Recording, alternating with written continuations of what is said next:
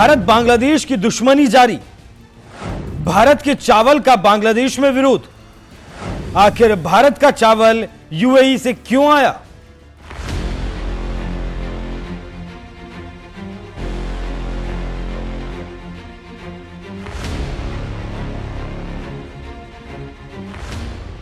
दुनिया के महानतम विद्वानों में से एक और दास कैपिटल के लेखक कार्ल मार्क्स ने कहा है कि धार्मिक व्यक्ति को अपने धर्म का इतना नशा होता है कि वो इसकी वजह से तर्क करना छोड़ देता है और अपना धर्म सर्वश्रेष्ठ और दूसरे का धर्म उसे खराब लगने लगता है।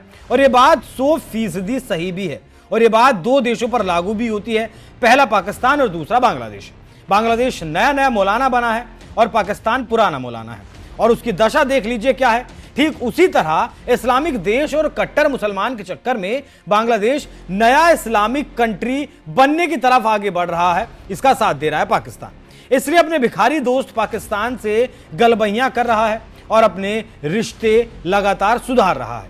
यह वही पाकिस्तान है जिसने लाखों बंगालियों को मौत के घाट उतार दिया था। यह आंकड़ा 30 लाख का बताया जाता है, और उनको वो अधिकार नहीं दिया जिसके वो हकदार थे, और उन्हीं बंगालियों को माछ भात खाने वाला कहकर तिरस्कार किया। लेकिन समय का पहिया घूमा और पाकिस्तान की तरह बांग्लादेश के मौलवियों को लगा कि इस्लामिक शासन होना चाहिए।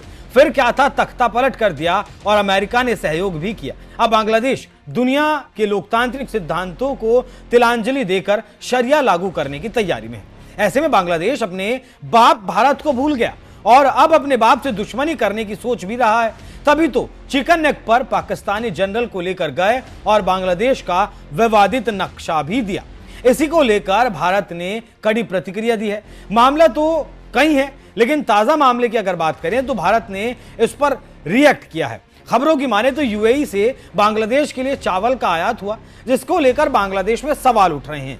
और बांग्लादेश का तर्क है कि रेगिस्तानी शहर दुबई चावल कैसे पैदा कर सकता है। इसके साथ ही साथ बांग्लादेश के खाद्य विभाग का कहना है यूएई से आने वाला चावल भारत का है, लेकिन आपूर्तिकर्ता का कार्यालय दुबई में है।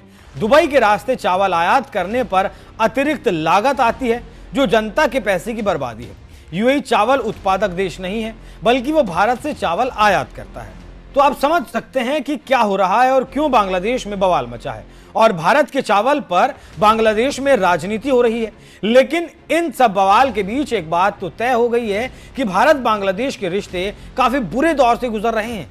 जानकारी आपको यह भी देते चलें कि बांग्लादेश की मीडिया ने बांग्लादेश के खाद्य विभाग के हवाले से यह लिखा है कि चावल आपूर्तिकर्ता का ऑफिस दुबई में है, लेकिन चावल उत्पादक देश भारत है। आपको यहां पर एक जानकारी भी देते चलें कि 22 अक्टूबर 2025 को बांग्ला सरकार ने म्यांमार और यूएई से चावल खरीद की अनुमति दी। म्यांमार से 50,000 टन चावल और दुबई से भी 50,000 टन गैर बासमती चावल खरीदा जाएगा, जिसकी कुल कीमत 446.23 करोड़ टका होगी।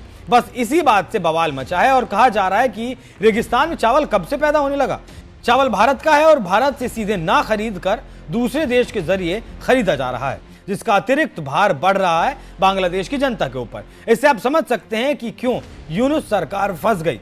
भारत हिंदू देश है, इसलिए व्यापार नहीं करेंगे, लेकिन दोगुना तिगुना पैसा देकर मुस्लिम देश से चावल जरूर खरीद लेंगे, ये मंजूर नहीं। भारत बांग्लादेश के जानकारों की माने तो गरीबों को भोजन देने वाले यूनुस तख्ता पलटते ही असली मुसलमान हो गए और अब मुस्लिम मुस्लिम चिल्ला रहे हैं। भारत से रिश्ते कमजोर करते हुए भारत को दुश्मन बना लिया पाकिस्तान और चीन के हाथों में। अब वो कठपुतली बनकर खेल रहे हैं और उनकी गोद में बैठकर वो कर रहे हैं जो भारत के लिए, मतलब भारत विरोधी काम कर रहे हैं, जिसका नतीजा आपके सामने है। इसके साथ ही साथ भारत और भी स्टेप उठाने की तैयारी में है। अगर भारत ने स्टेप ले लिया तो बांग्ला जनता के होश उड़ जाएंगे। बांग्लादेश को आजाद कराने वाले भारत से यूनुस टक्कर ले रहे हैं।